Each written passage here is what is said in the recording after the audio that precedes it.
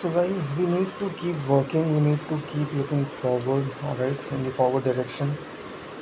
And it's time for the second test. Now, let me tell you that I still trust the process. I'm sure that the process is 100% correct. If there's anything wrong, it's wrong with my calculation, alright.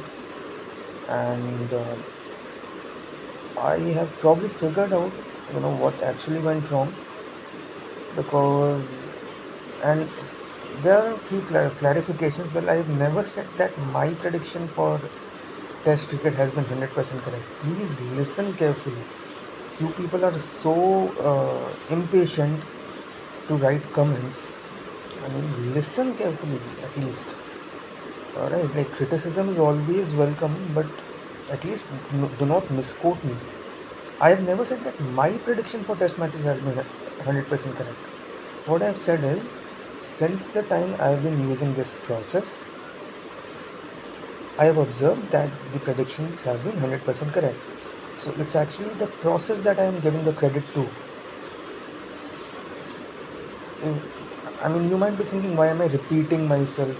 I have to, because there are some people who are so impatient, and I mean, they are actually hilarious and funny. But like, I truly feel pity towards them, and that's the reason I have to give certain clarifications to them. So that at least they are not in dark. So let me you know um, rephrase my statement. The process of checking the compatibility of the parameters of the match day with the numbers of the two captains has been 100% correct since the day I have been using it. And in this process, the parameters of the match day have been the driver number, conductor number, and the sun sign number. And the numbers of the two captains have been birth number, destiny number, and the sun sign number of the two captains. Now you might be wondering, how can I say 100% correct when, in that case, what went wrong with India versus New Zealand first test? I have done the analysis. I have done the study, to find out what went wrong, and I think I found it out. I have noted those points down. So I have never said that my predictions for Test cricket have been 100% correct till date. This process has been 100% correct as far as Test cricket is concerned. And if you talk about India versus New Zealand first test, I think there was something wrong with the calculation. And I will let because I will do the calculation in the correct way whenever I come across the same set of numbers again. So if in that scenario, I find out that, the prediction goes correct, then I will be rest assured that yes, this is what went wrong in the India versus New Zealand first test. Now, speaking of second test, well, one more thing, and this is the most important part. The process has been 100% correct only when there hasn't been any tie. Alright, only when there hasn't been any tie between the two captains. Now, if you talk about the second test, when I checked the compatibility of the parameters of the match day with the numbers of the two captains, I found that both the captains were leading on 3 parameters each. So for the tiebreaker, I went with the name number of the two countries, and again it was a tie. So this one is actually a bit tedious and a bit tricky. So I went ahead, and when I checked the compatibility of the parameters of the match day with the first name number of the two captains, I found that Tom was leading. Then I checked with the last name number of the two captains.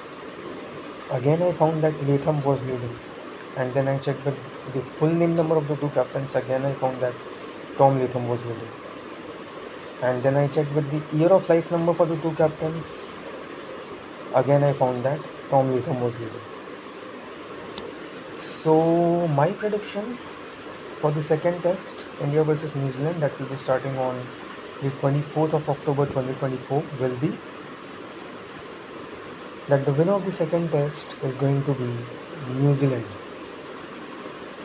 So I have given a very detailed explanation. I hope this will answer the questions of many of my viewers who were commenting, and the critics, you're most welcome. I mean, you people truly make me feel alive, and you people keep the adrenaline rush on. So you know you are more than welcome, but at least do not misquote my statement. All right, I hope things are clear now, because I'm also a student of numerology. All right, we should not ever be narcissistic. Narcissism is something which is not at all acceptable by divine powers, by the supernatural powers. So no one ever should be narcissistic. All right, this is a life lesson for each and everyone, including me. Narcissism is something which is hated wholeheartedly by the divine powers, by the supernatural powers, by the Almighty. So we should never ever embrace any sort of narcissism. So that's it for the time being. I had to give this explanation, and this was the prediction for the second test. Stay tuned, and I'll see you in the next one. Thanks a lot.